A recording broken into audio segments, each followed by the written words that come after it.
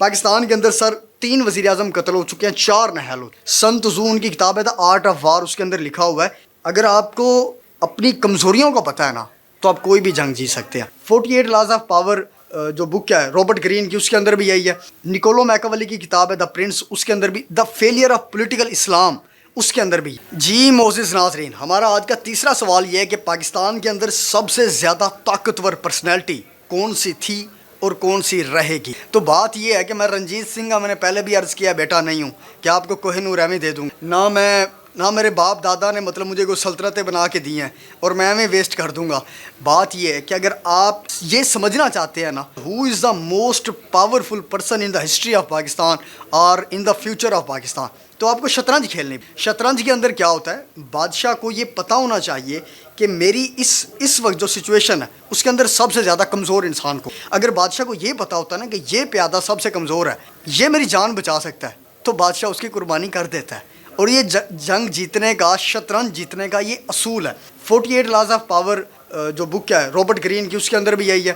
نکولو میکاولی کی کتاب ہے دا پرنس، اس کے اندر بھی the failure of political Islam, اس کے اندر بھی. سر پاکستان کے اندر سب سے پہلے آپ کو یہ سمجھنا ہوگا کہ کون سب سے زیادہ کمزور ہے.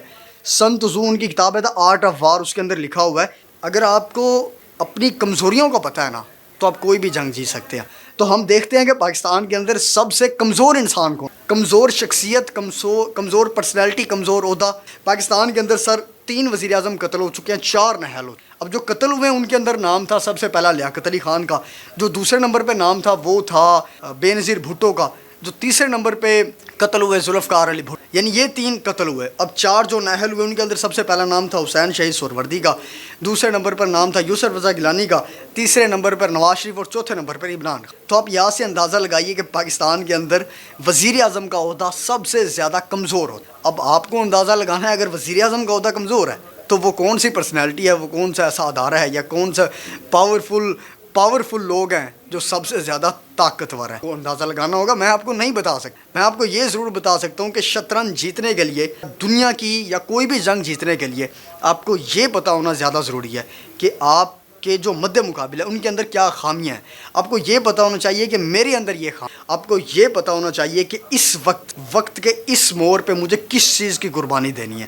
مجھے انا کی قربانی دینی ہے، مجھے اپنی کسی خواہش کی قربانی دینی ہے، یا کس چیز کی قربانی دینی ہے. تو اندازہ آپ یہاں سے لگائیے یہ جو وزیر اعظم تھے انہوں نے کس چیز کی قربانی دی. یہاں سے آپ کو آپ کے سوال کا جواب ضرور مل جائے گا. اور ہاں، اگر آپ جانتے ہیں نا کہ پاکستان کے اندر سب سے زیادہ طاقتور پرسنالٹی کون سی تھی تو کمنٹ میں ضرور جواب دیجیے گا.